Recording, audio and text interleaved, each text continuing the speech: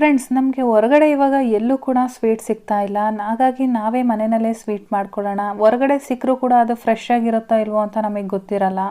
ಹಾಗಾಗಿ ಮಕ್ಕಳಿಗೆ ಅದನ್ನು ಕೊಡೋಕ್ಕೂ ಕೂಡ ಭಯ ಆಗುತ್ತೆ. ಅದಕ್ಕೋಸ್ಕರ ನಾವು ಮನೆಯಲ್ಲೇ ನಮಗೆ ಬೇಕಾಗಿರೋಂಥ ಸ್ವೀಟನ್ನು ಶುಚಿಯಾಗಿ ಮತ್ತು ರುಚಿಯಾಗಿ ನಾವೇ ಮಾಡ್ಕೊಳ್ಳೋಣ. ಹಾಗಾಗಿ ನಾನು ಇವತ್ತು ಜಿಲೇಬಿ ಮಾಡೋದು ಹೇಗೆ ಅಂತೇಳಿ ನಿಮಗೆ ತೋರಿಸ್ಕೊಡ್ತಾ ಇದ್ದೀನಿ. ಬನ್ನಿ ಇವತ್ತು ಇನ್ಸ್ಟಂಟಾಗಿ ಜಿಲೇಬಿ ಮಾಡೋದು ಯಾವ ರೀತಿ ಅಂತೇಳಿ ನೋಡ್ಕೊಳ್ಳೋಣ. ಮೊದಲಿಗೆ ಜಿಲೇಬಿಗೆ ಬೇಕಾಗಿರೋ ಪಾಕನ ರೆಡಿ ಮಾಡ್ಕೊಳ್ಳೋಣ. ನಾನಿಲ್ಲಿ ಒಂದು ಪಾತ್ರೆಗೆ 1.5 ಕಪ್ಪಷ್ಟು ಸಕ್ಕರೆ ಹಾಕಿದ್ದೀನಿ. ಹಾಗೆ ಅದೇ ಕಪ್ಪಲ್ಲಿ 1/4 ಕಪ್ಪಷ್ಟು ನೀರು ಹಾಕಿದ್ದೀನಿ. ಇವಾಗ ಇದನ್ನೆಲ್ಲ ಚೆನ್ನಾಗಿ ಒಂದ್ಸರಿ ಮಿಕ್ಸ್ ಮಾಡ್ಕೊಳ್ಳೋಣ. ಸಕ್ಕರೆ ಎಲ್ಲ ಚೆನ್ನಾಗಿ ಕರಗಿದೆ ನೋಡಿ. ಇವಾಗ ಸಕ್ಕರೆ ಎಲ್ಲ ಕರಗಿದ ಮೇಲೆ ನಾನು ಇದಕ್ಕೆ ಒಂದು ಅರ್ಧ ಟೀ ಸ್ಪೂನಷ್ಟು ನಿಂಬೆಹಣ್ಣಿನ ರಸ ಹಾಕ್ತಾ ಇದ್ದೀನಿ.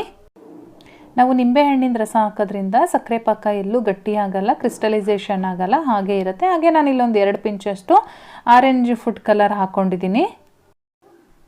ಇವಾಗ ನಮಗೆ ಇದು ಅಂಟು ಪಾಕ ಬರಬೇಕು. ನಾವು ಒಂದೆಳೆ ಪಾಕ ಅಂತ ಎಲ್ಲ ತೆಗಿತೀವಲ್ಲ, ಆ ರೀತಿ ಎಲ್ಲ ಇರಬಾರ್ದು ನೋಡಿ. ಜಸ್ಟ್ ಈ ರೀತಿ ಕೈಗೆ ಅಂಟ್ತಾ ಇರಬೇಕು.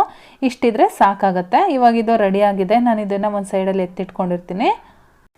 ಬಿಸಿ ಹಾರದೇ ಇರೋಂಗೆ ನಾವೊಂದು ಪ್ಲೇಟ್ ಮುಚ್ಚಿ ಸೈಡಲ್ಲಿ ಎತ್ತಿಟ್ಕೊಂಡಿರೋಣ. ಇವಾಗ ಇಲ್ಲೊಂದು ಮಿಕ್ಸಿಂಗ್ ಬೌಲ್ ತೊಗೊಂಡಿದ್ದೀನಿ. ಈ ಬೌಲ್ಗೆ ನಾನು 1 ಕಪ್ಪು ಮೈದಾ ಹಿಟ್ಟು ಹಾಕೋತಾ ಇದ್ದೀನಿ. ಮೈದಾ ಹಿಟ್ಟನ್ನು ಈ ರೀತಿಯಾಗಿ ಫಸ್ಟು ಜರಡಿಸ್ಕೊಳ್ಳೋಣ. ಹಾಗೆ ಅರ್ಧ ಕಪ್ಪಷ್ಟು ಗಟ್ಟಿ ಮೊಸರನ್ನ ಕೂಡ ಹಾಕೋತಾ ಇದ್ದೀನಿ. ಇದನ್ನೆರಡನ್ನು ಇವಾಗ ಚೆನ್ನಾಗಿ ಒಂದ್ಸರಿ ಮಿಕ್ಸ್ ಮಾಡ್ಕೊಳ್ಳೋಣ. ಮೊಸರಲ್ಲಿ ಚೆನ್ನಾಗಿ ಮಿಕ್ಸ್ ಮಾಡಿದ್ಮೇಲೆ ನಮಗೆ ನೀರು ಎಷ್ಟು ಬೇಕಾಗುತ್ತೆ ನೋಡ್ಕೊಂಡು ಸ್ವಲ್ಪನೇ ನೀರು ಹಾಕ್ಕೊಂಡು ಈ ರೀತಿ ಚೆನ್ನಾಗಿ ಮಿಕ್ಸ್ ಮಾಡ್ಕೋಬೇಕಾಗತ್ತೆ.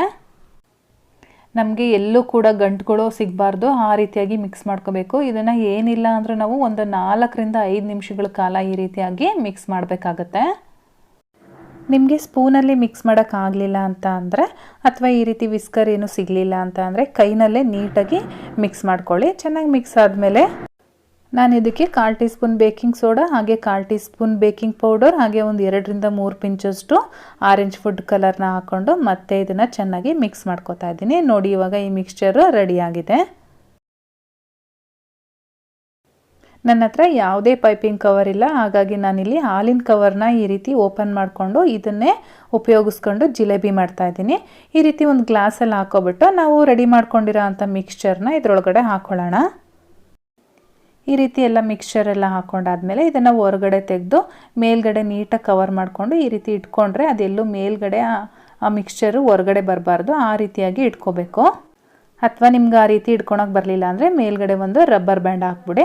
ನೋಡಿ ಕೆಳಗಡೆ ನಮ್ಗೆ ಯಾವ ಸೈಜಲ್ಲಿ ಬೇಕೋ ಆ ಸೈಜಲ್ಲಿ ಈ ರೀತಿ ಕತ್ತರಿಲಿ ಕಟ್ ಮಾಡ್ಕೊಳ್ಳೋಣ. ಈಗ ನಾನು ಇದನ್ನು ಡೈರೆಕ್ಟಾಗಿ ಎಣ್ಣೆಗೆ ಹಾಕ್ತಾ ಇದ್ದೀನಿ. ಕಾಯ್ದಿರೋ ಅಂಥ ಎಣ್ಣೆಗೆ ನಿಮಗೆ ಯಾವ ಶೇಪಲ್ಲಿ ಬೇಕೋ ಆ ಶೇಪಲ್ಲಿ ಜಿಲೇಬಿನ ಹಾಕ್ಕೊಳ್ಳಿ.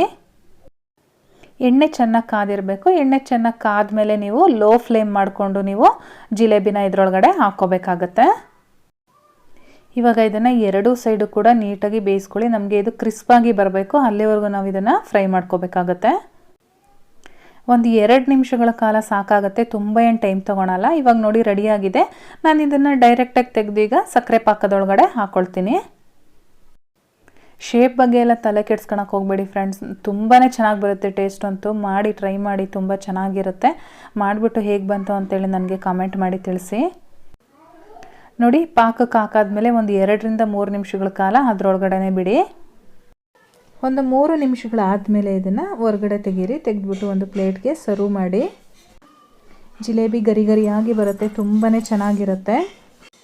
ನಾನಿವಾಗ ಕಟ್ ಮಾಡ್ಕೊಂಡಿದ್ದು ತುಂಬ ಸಣ್ಣದಾಗಿತ್ತು, ಅಥವಾ ನಿಮಗೆ ದಪ್ಪದಾಗಿ ಬೇಕು ಅಂದರೆ ಅದನ್ನು ಕೂಡ ಕಟ್ ಮಾಡಿ ತೋರಿಸ್ತೀನಿ ನೋಡಿ. ಅದನ್ನೇ ಸ್ವಲ್ಪ ದೊಡ್ಡದಾಗಿ ಕಟ್ ಮಾಡಿಕೊಂಡ್ರೆ ಈ ರೀತಿಯಾಗಿ ದೊಡ್ಡ ದೊಡ್ಡ ಜಿಲೇಬಿಗಳಾಗುತ್ತೆ. ನೋಡಿ ಈ ಬ್ಯಾಚು ಕೂಡ ರೆಡಿಯಾಗಿದೆ. ಇವಾಗ ನಾನು ಇದನ್ನು ಕೂಡ ತೆಗೆದು ಡೈರೆಕ್ಟಾಗಿ ಸಕ್ಕರೆ ಪಾಕದೊಳಗಡೆ ಹಾಕ್ತೀನಿ. ನೋಡಿದ್ರಲ್ಲ ಫ್ರೆಂಡ್ಸ್, ಇನ್ಸ್ಟಂಟಾಗಿ ಜಿಲೇಬಿನ ಮನೆಯಲ್ಲೇ ಯಾವ ರೀತಿ ತುಂಬ ಸುಲಭವಾಗಿ ಮಾಡ್ಕೊಳೋದು ಅಂತ ಹೇಳ್ಬಿಟ್ಟು. ಇವತ್ತಿನ ರೆಸಿಪಿ ನಿಮಗೆಲ್ಲ ಇಷ್ಟ ಆಗಿದ್ರೆ ದಯವಿಟ್ಟು ಲೈಕ್ ಮಾಡಿ, ಹಾಗೆ ಶೇರ್ ಮಾಡಿ. ಹೇಗೆ ಬಂತು ಅಂತೇಳಿ ನನಗೆ ಕಮೆಂಟ್ ಮಾಡಿ ತಿಳಿಸಿ. ಹಾಗೆ ನನ್ನ ಚಾನಲ್ನ ಸಬ್ಸ್ಕ್ರೈಬ್ ಮಾಡೋದಂತೂ ಮರಿಬೇಡಿ ಫ್ರೆಂಡ್ಸ್. ನಾನು ಮತ್ತೆ ನಿಮಗೆ ಇನ್ನೊಂದು ಈಸಿ ರೆಸಿಪಿಯೊಂದಿಗೆ ಸಿಗ್ತೀನಿ. ಅಲ್ಲಿವರೆಗೂ bye bye, take care, thank you for watching.